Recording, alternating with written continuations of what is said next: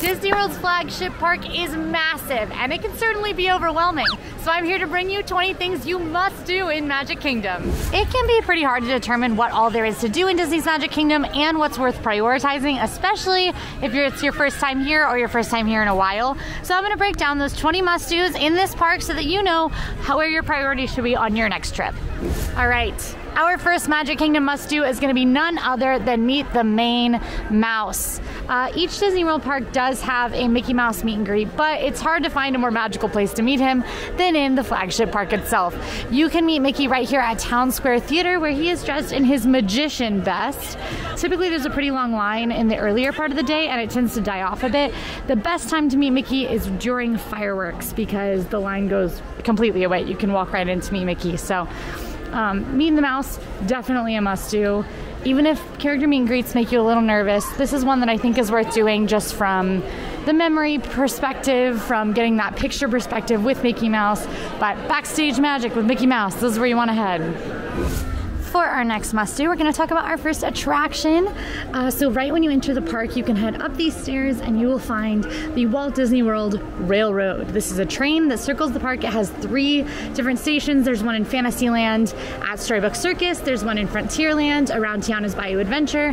And there's one here on Main Street, USA. Riding the train is absolutely a must-do, whether you're using it for transportation or just to do a loop and use it as an attraction. The train comes every 7 minutes, so it's usually pretty easy to catch a ride. And I think it's a great way to get around, but I also recommend just riding it even if you're not trying to get around. Making our way down Main Street now for 2 more must-dos that are right across the street from each other. We have Casey's Corner. You definitely want to stop by Casey's Corner during your trip. Now remember, just because these are all must-dos doesn't mean they're all must-dos in the same day or all must-dos in the time that you come, or even all must-dos for you. If you hate hot dogs, you probably don't need to do Casey's Corner, but Casey's Corner is going to be a baseball-themed, turn-of-the-century style corner shop that serves up footlong and regular hot dogs, as well as the corn dog nuggets. Corn dog nuggets are one of the AllEars team's favorite things to eat in Magic Kingdom. We get them all the time. We split them. We pay $1 to get some cheese sauce. We do it all the time. So definitely a must-do for us is get those corn dog nuggets. They're just little mini bite-sized corn dogs. Also, Casey's Corner has a piano, and often there's a live pianist who plays out here. So even if the way you experience Casey's Corner is just listening to that piano music, it's worth doing. It's a must-do. Just across the way, our next must-do is going to be Plaza Ice Cream Parlor. Now this is where you're going to find hard pack ice cream here in Magic Kingdom. You can find Dole Whip and soft serve elsewhere, but this is going to be your go-to for that hard pack ice cream and like really elaborate ice cream sundaes and things like that. Our favorite time of day to get Plaza Ice Cream is after the park closes. Most nights, Plaza Ice Cream Parlor will stay open 30 minutes past the close of the park. So even when the rides are all closed, you can still come get ice cream. My favorite thing that you can get here is the Reese's peanut butter sauce, which you can get on, I usually just do vanilla, but it's also on the All-American Sundae. So highly recommend stopping by Plaza Ice Cream Parlor. Now don't get me wrong, it's just Edie's ice cream. Like you probably have an ice cream parlor that serves it in your hometown.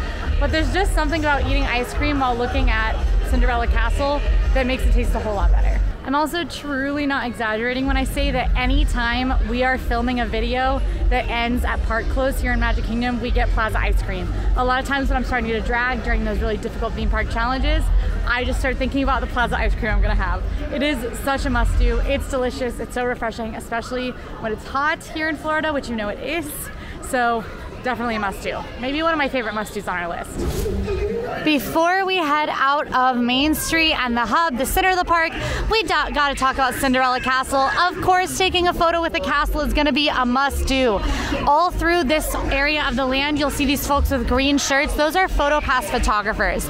You can talk to any of these photographers to get pictures taken of you, and those pictures will be available in the My Disney Experience app. So if you purchase Memory Maker, where you get to keep all your photos, or just wanna purchase the photos individually, you can do that there. Otherwise, a selfie will cut it. You do not have to pay to have a great Cinderella Castle photo. And with that, you're gonna wanna walk under the castle. This is a must-do, and it's one that you can only do at certain times of day. As you can see right now, there's a show going on at the castle, so you cannot walk under it. But later in the afternoon, they open up that tunnel under the castle between Main Street and Fantasyland, and you can actually see the most beautiful Cinderella mosaics. One of my favorite details in Magic Kingdom, and absolutely worth seeing. It looks like it's gonna rain, and I didn't bring a rain jacket. I had to hide from the rain, but it's over. That's not a must-do. You can walk in the rain if you want. I just didn't bring a rain jacket because I'm a goofball. But this next must-do I'm going to talk about is actually kind of an interesting one, because this one I can't show you because it's not nighttime. But for sure a must-do here in Magic Kingdom is see Happily Ever After. That's the fireworks show at night. It is about a 20-minute show that has amazing fireworks, projections on the castle and all down Main Street. It's so amazing. I'm not even that big of like a fireworks fan, and I love it. Now when you come to watch it, you'll probably notice that the hub and all of Main Street gets super full of people. Just make sure when you come that you're listening to cast members' directions. They'll get you to the best spot to watch it that's available when you arrive. But definitely worth seeing the fireworks. Some of my favorite places to watch them are right at the train station, and actually from behind the castle in Fantasyland, where it feels like the fireworks are completely surrounding you. It's so magical. But yeah, fireworks are a must-do. Fireworks might be like one of the most must-do. That said, for me, once I've seen the fireworks show, like every once in a while, I pull it off my must-dos list, because during the fireworks it's going to be a great time, the best time, to get some of the lowest wait times of the whole day. So I'm a big fan of riding rides during the fireworks too, and that's okay if that's what you want to do too. Now, if you do decide to ride rides during those fireworks, might I suggest riding some of the coolest rides to ride during the fireworks. My favorites are Dumbo the Flying Elephant. I love riding People Mover during the fireworks, and I love riding Big Thunder Mountain Railroad. But any of those outdoor rides that give you a view of the sky are probably going to be pretty fun to ride during the fireworks. Look how the rain is like completely gone. It just cleared all the way out, and now it's a beautiful day again. Ah, Florida. Our next set of must-dos is going to be over in Tomorrowland, so put your future pants on. We're going to space, kind of. Space / the future. I don't know. Well, we will go to space. You'll see. Our first must-do here in Tomorrowland is going to be head to Star Command headquarters and become a Space Ranger at Buzz Lightyear's Space Ranger Spin. This is the shooter attraction here in Magic Kingdom, where you get your own little Space Ranger blaster and you get to blast a Zurg. It's a very fun, very competitive ride where you gain points, you can compete with your family, and if you get that max score of 999,999 points, you get awarded the title of Galactic Hero. This one's super fun because it's so interactive. I'll also say it's definitely one of Emma's absolute favorites. She gets sad every time we don't ride Buzz Lightyear Space Ranger Spin. So, it's a must-do. For sure, another must-do here in Tomorrowland, as you can tell by this line, is the People Mover. This is the Tomorrowland Transit Authority People Mover, and it's an attraction that takes you on a tour throughout Tomorrowland, both indoors and outdoors. You actually get to go inside some of the other rides. You see the gift shops through windows and a bunch of dioramas. It is super relaxing, super classic, and a favorite for many. Despite being a favorite, it typically doesn't have a super long line either. Even this line right now that looks pretty long is probably going to move in about 20 minutes. It's a very high capacity ride. A lot of people can ride it at a time, so that line moves quickly, and it's a super relaxing experience. Highly recommend riding People Mover at night as well. I usually like to make time to do it twice. A double must-do, some might say. It is loud in Tomorrowland. Speaking of long lines, our next must-do is going to be to conquer the mountains. Magic Kingdom is home to a couple of mountainous attractions. One of those is Space Mountain, the other is Big Thunder Mountain Railroad, and formerly Splash Mountain, which will soon be Tiana's Bayou Adventure when the new attraction opens in 2024. Space Mountain is going to be a roller coaster where you hurl through space. It's very dark, it's kind of rickety, but super fun and a favorite for many. Certainly a must-do, but be warned, it is dark, it can be intense, it can be scary, but it's not going to be the fastest roller coaster. You're not going upside down. So really your bigger concern is just that it's pretty dark. Big Thunder Mountain Railroad is over in Frontierland and is my favorite of the mountains.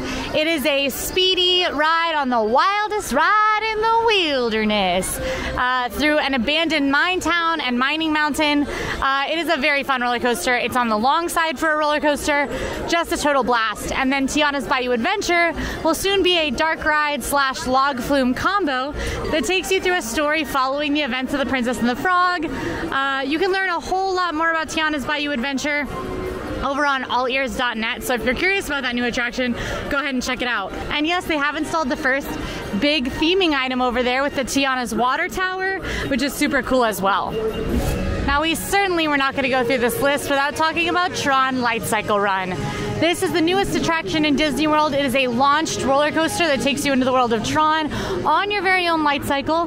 It's a very cool ride vehicle that you sit on kind of like a motorcycle, and you're leaned pretty far forward, which makes the ride feel a little more intense.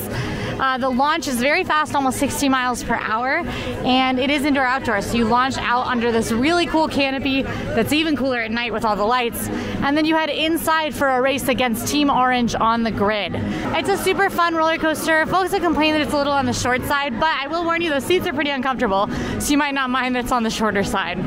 Currently, the only way to ride TRON is with the virtual queue that you can join at 7 a.m. if you have a park reservation, or 1 p.m. if you're in Magic Kingdom using the My Disney Experience app, or by paying to ride with the individual lightning lane, which will also help you skip the line. It's usually about an hour wait with the virtual queue, and I waited about 20 minutes with the individual lightning lane the other day.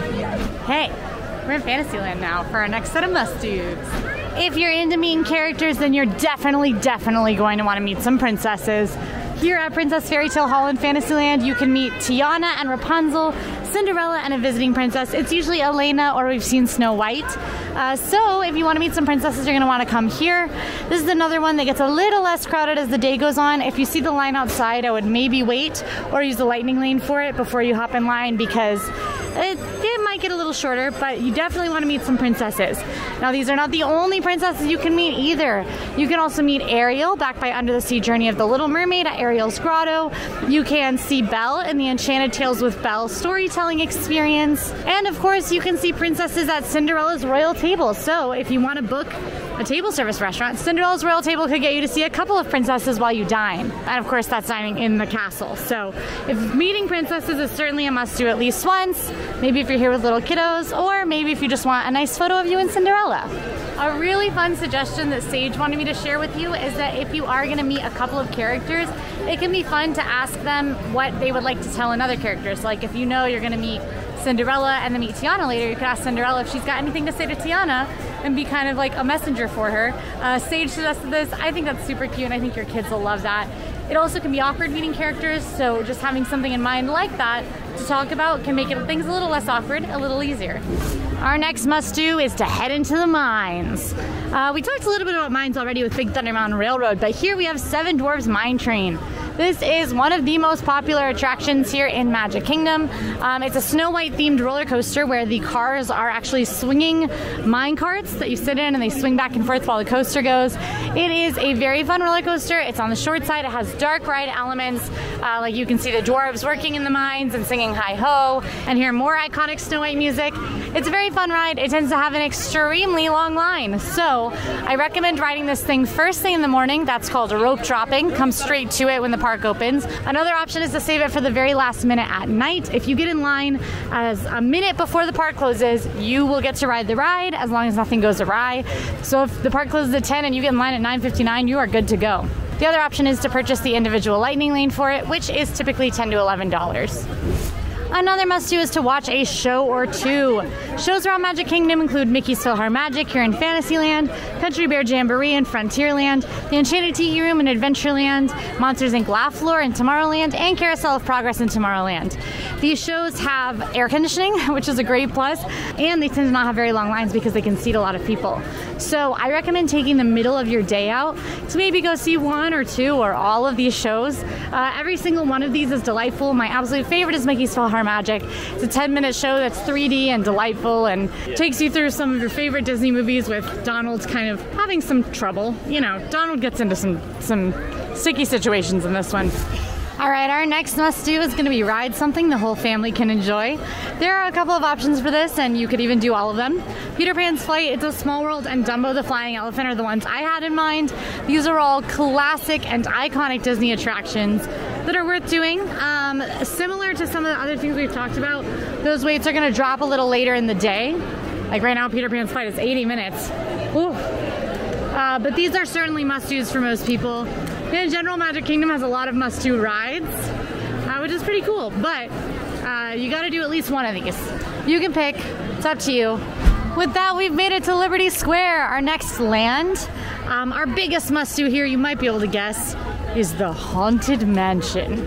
This is a dark ride here in Magic Kingdom that takes you through, as you might guess, a haunted mansion where there are 999 haunts, but room for one more. It's an omnimover attraction, but Haunted Mansion is absolutely a must-do. Very good timing, because our next must-do is going to be see a parade, which you can see Mickey and Minnie coming through Liberty Square right now during the Festival of Fantasy Parade. This parade usually happens twice a day, and it's a total blast. I love watching from Frontierland or Liberty Square where the crowds are a little lower. So fun! You have to see a parade if you've never seen one before in Disney World. Alright, we are cruising through Frontierland with no new must-dos, but just a reminder that one of the shows, Country Bear Jamboree, and one of the mountains, Big Thunder Mountain Railroad, is over here. And soon it will be two of the mountains when Tiana's Bayou Adventure opens. There's that new Tiana's Foods water tower too, with the crown.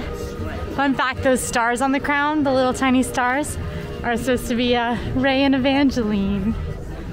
And at last, we make our way into Adventureland for our final must-dos. The first of which is going to be right up here on our right and is probably my biggest must-do, and that is Pirates of the Caribbean. Pirates of the Caribbean is a slow-moving boat ride that takes you back to the golden age of piracy. You'll see characters from the films that were based on this ride, including Jack Sparrow and Captain Barbossa. It's a super fun and relaxing ride with some really fun animatronics and scenes. There's smells to it as well. Absolutely have to ride Pirates of the Caribbean. This is probably my favorite ride in all of Disney World, now that Splash Mountain is closed, so I'm a really, really big fan of this one, and I think it's certainly a must-do. It's also one that the whole family can enjoy. Speaking of pirates, Captain Jack's wandering around. Our next must-do is going to be to hear some jokes, and the place to do that is going to be Jungle Cruise. Jungle Cruise is a boat attraction where you are guided through the rivers of the world by a very funny skipper who tells lots of extremely punny jokes. There's animatronics and things like that, but really the appeal here is kind of the fun theming and the jokes the skippers tell. It is one of the more popular rides in Magic Kingdom, and actually if you're going to use Genie Plus in this park and you want to ride Jungle Cruise, we recommend making that your first one to book of the day at 7 a.m. because it does tend to fill up faster than the other rides. Our next must-do is going to be swing by Aloha Isle Refreshments for some Dole Whip. Aloha Isle Refreshments and Sunshine Tree Terrace are both quick service locations or counter locations in Adventureland that serve up Dole Whip. Aloha Isle is going to have your classic pineapple as well as some other flavors, whereas Sunshine Tree Terrace is going to have a bit more of a focus on orange flavored Dole Whip. But regardless, this is definitely a must-do. If you've never had Dole Whip before, I highly recommend trying it. I'm not actually a huge pineapple flavor person, but the pineapple Dole Whip is one of my favorite treats you can get in Disney World. So you gotta get Dole Whip, you have to try it. It's one of those things that's historically associated with Disney World, super refreshing on a hot day, and most of the classic Dole Whip flavors are non-dairy. So that's awesome, whether you can't have dairy or if you just wanna maybe eat a little lighter so you don't feel super like blech during your Magic Kingdom day. Regardless, you gotta have some Dole Whip. And that takes us to our last must-do. You're gonna wanna hear this one. Our final must-do is to sit down for a meal. Magic Kingdom does not have the best table service restaurants in Disney World, but there are some pretty awesome ones. The two best in this park, according to our team and our viewers, are Liberty Tree Tavern over in Liberty Square and Skipper Canteen, the Jungle Cruise themed restaurant that has a rather adventurous menu and some pretty tasty eats. Table service reservations are a great way to get a break from the heat if you do them for lunch or to like cool off before that final push after dinner. Skipper Canteen is my favorite restaurant in Magic Kingdom. I think it has amazing theming, amazing food, but I love Liberty Tree Tavern as well. Other good ones to check out are Crystal Palace if you want to dine with the Winnie the Pooh characters, buffet style, or Cinderella's Royal Table for something a little elevated, where you actually dine in Cinderella Castle in a character experience that includes the princesses. It feels very regal. I think that one is probably a must-do as well, at least once in your life if you're a big Disney fan. And with that, we have circled the park and gone through 20 must-dos here in Magic Kingdom. If you like this video, go ahead and like and subscribe, and now go see our 20 must-dos over in Epcot. I'll see you there.